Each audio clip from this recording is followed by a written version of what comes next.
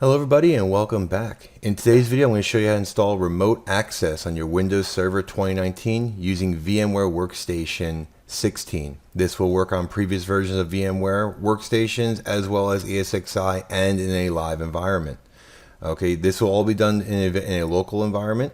Okay, but this, like I said, will work in an actual full-on environment. So first thing we got to do here is make sure you have a Windows Server 2019 ready to go. Okay, this is my Active Directory server, my DHCP server, and my DNS server. Normally, I like to install my VPN on these, just because again I have the access to the ADs quickly, DHCPs quickly. Everything's on here, so there's no real thought process. It all comes from the same server, but you can install it on a different server if you would like. Okay, so enough talking. Let's get this going. Click Manage, Add Roles and Features. Click Next, Next. Pick the server you want, next. Okay, and then here we're going to click on Remote Access. Go ahead and click Next again, one more time. And then we're going to click on Direct Access and VPN. Click Next, add all the features. All right, click Next. And then they're going to tell you they're installing the web server role, the IIs. So go ahead and click Next. We don't need to change anything in here.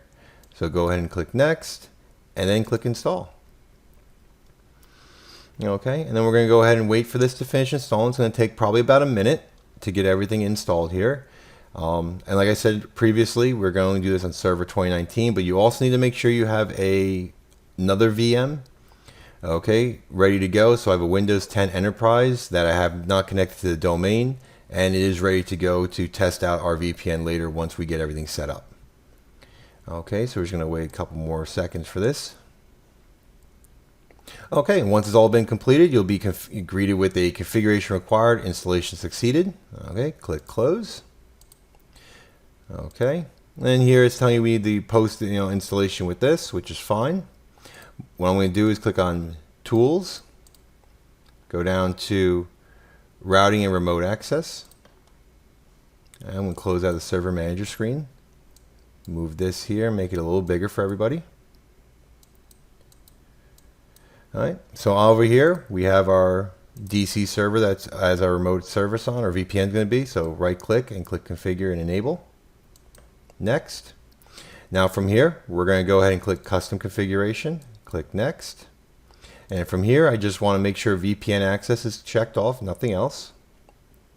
Okay, click Next and then Finish. Go ahead and start the service. Need something to drink.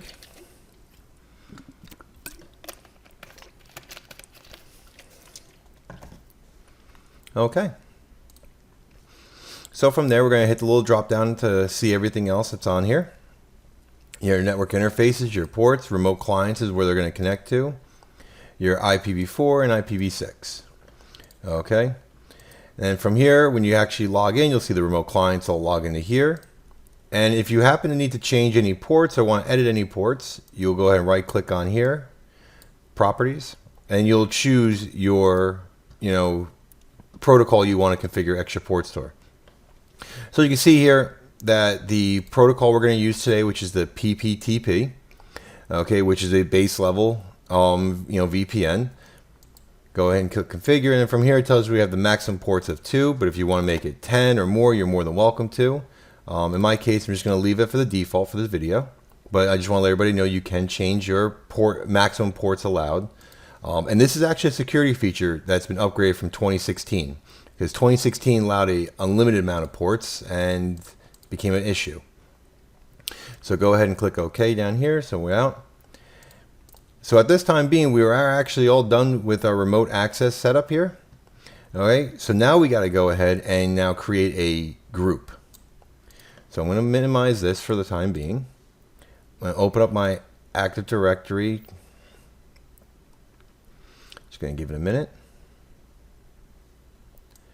Okay, so in my Active Directory here, you can see I have my subdirectory for my HQ, which is the building we're in. Here's all my departments, my groups, and how I set everything up here. So in this case being, I'm going to go in my groups. Now you don't have to set anything up the way I do it. I'm just kind of prone to doing this over the years of different companies. You can do this all in users or however you want to set it up, but we do have to create a new group. So new group, and here I'm just going to type in VPN users, and that's it. All right. Then I'm going to double click the group, click members, add, and then from here I'm going to add all the members I want. So in this case being here, we have 1, 2, 3, and 4. So in this case, I'm going to add 1 and 2. So my 3 and 4 are not going to be allowed to connect. Click OK. There they are. So my accounting and my IT department can connect. Wonderful. All right, and that's actually it. So we already had created our group. We already have our users. We have everything. So all you got to do is just create a group and add the users. So now I'm just going to go ahead and minimize this. We're going to open up the network policy server. So you can just type in Windows S NPS. Because in this case, we are going to use the network policy for it. To give you a little idea, I'll go back over here to Active Directory. If you don't want to use a network policy, so we'll just say here, I just want this person to connect at all times. So instead of adding them to the group, you don't have to. You can just go to dial in. And then from here, change from control access to allow. So now no matter what, it's automatically going to allow me to connect via VPN at all times without bypassing the network policy. But in this case, I do want the network policy to be enforced.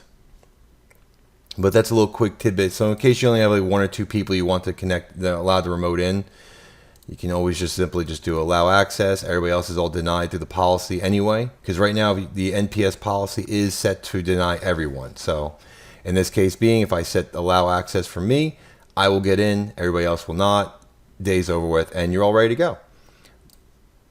So, but nonetheless, we're going to do the NPS because we want to be somewhat professional. So click on policies, network policies, right click new, and from here we're just going to write in VPN PPTP users. All right, type in network. We got to click our remote access, the VPN. Click next. Now we got to specify a few conditions, and by a few conditions I mean 1. So Windows group, add group, and we're going to type in VPN users. Check name. Now again, if you chose a different one, go again, click locate, click advanced, click find now, and then you'll go ahead down here and pick the group that you designed. Okay, looks pretty good here. Click next. Okay, so from here I want them to access granted. Click next. Okay, in here for EAP types, we're going to click add, and we're going to click secured password. All right, if you want to do smart card as well, you can do that. Just make sure you understand how smart card works, but we'll do that in another video. All right, and then from here, I'm going to uncheck the Microsoft Encrypted Authentication version 2, the MS Champ, V2, click next. And then from here, it's a preference. I usually like to actually add an idle timeout. So if they're not touching the computer, they're idled out for 15 minutes. I don't do a session timeout with this because again, I'll just kick a user out after a certain many times. And then day and time restrictions, again, if you're, for example, a company that only wants people to be using, we'll just say, what is it, from 5 to 6, okay, that will be permitted, or you can deny it. So that means during these times they can, other times they can't. So we'll say on the weekends, Saturday and Sunday, denied, Saturday, denied, denied, and deny again. So Monday through Friday from Monday through Friday from 6 to 7, they're allowed to get in. Okay.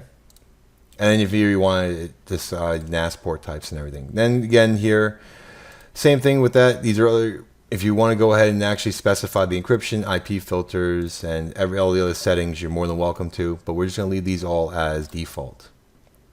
Go ahead and click finish. All right, now just want everybody to know, make sure that this is on the top. If you move this anywhere else, it's actually going to cause some issues. Okay. And that is actually it for setting up the server. Now, to allow people to connect using PPTP, you have to open up a port on your firewall. Okay, now I'm talking on your firewall on your router. So in this case being, I just gotta go ahead and click on this. Okay, so if you're using VMware Workstation, you want to go to Virtual Network Editor.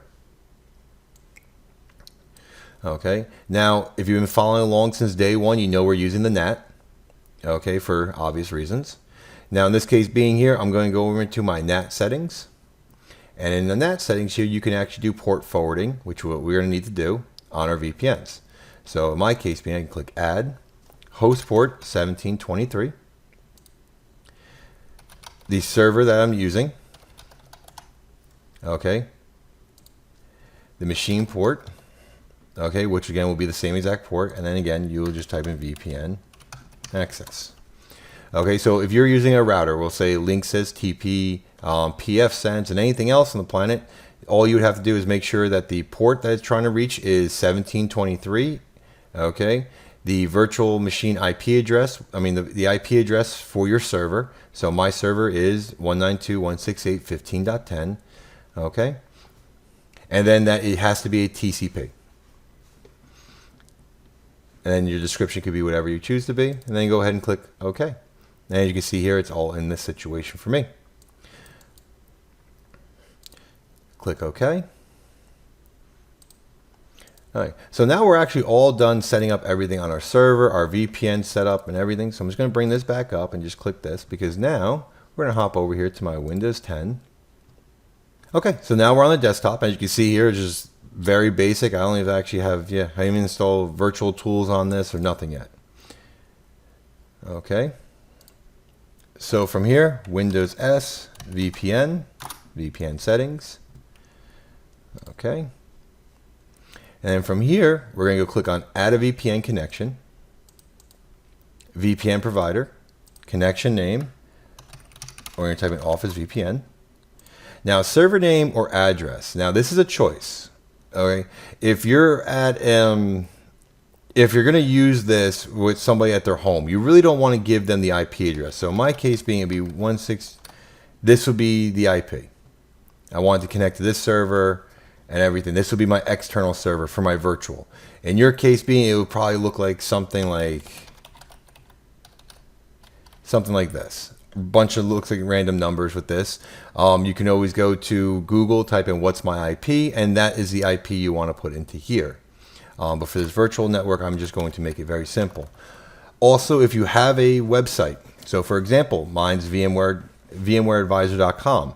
I would log into my domain. I would make sure that everything's set up. So it would also be vpn.vmwareadvisor.com.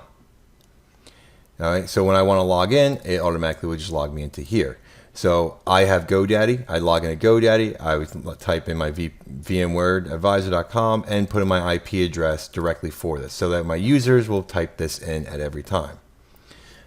But in my case, just to show everything that's working, go ahead and here. We're going to go to PPTP, username and password. Remember, no problem. Office VPN, click connect.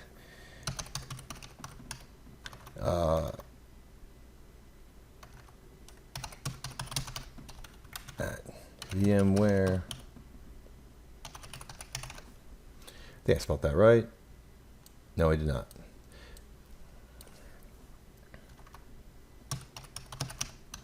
One day I'm going to pick a better name or something smaller. All right, so there it is. Username. I usually type in the full name. You don't have to. Most of the time you can just actually skip this part here and just type in that area. Next. And as you can see, connected. And there you go. We're all connected to this. Now, just to show you that if it doesn't work, if you're using a user that is not allowed to connect, so I'm going to go back here to advanced, clear sign in, back out, office. So in this case being, VM advisor, what was it, 03 we weren't allowed to have. There you go, user and password is not allowed. Go back here, edit.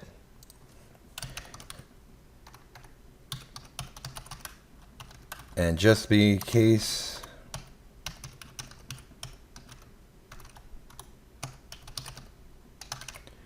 Okay. Even if I type in the full extension, save, connect, still won't allow it. Okay.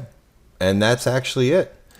So we went ahead and we just created a very quick and very simple VPN for your home office or your lab environment. So even if you have a server at your home like I do, okay, you may want to be able to have a VPN that connects directly to you via Microsoft to get all your files and this without having to use some third-party software or third-party company. And this is how you do it. So, oh, I did actually forget. I wanted to show everybody that I am connected to it. So good thing I just kind of remembered it. So I'll click on my thing here, Office Connect. Oh, I can't. Why? Because I did it wrong. Haha. VPN. Office. Advanced. Clear. Just so I can clear out of it. Go ahead and connect.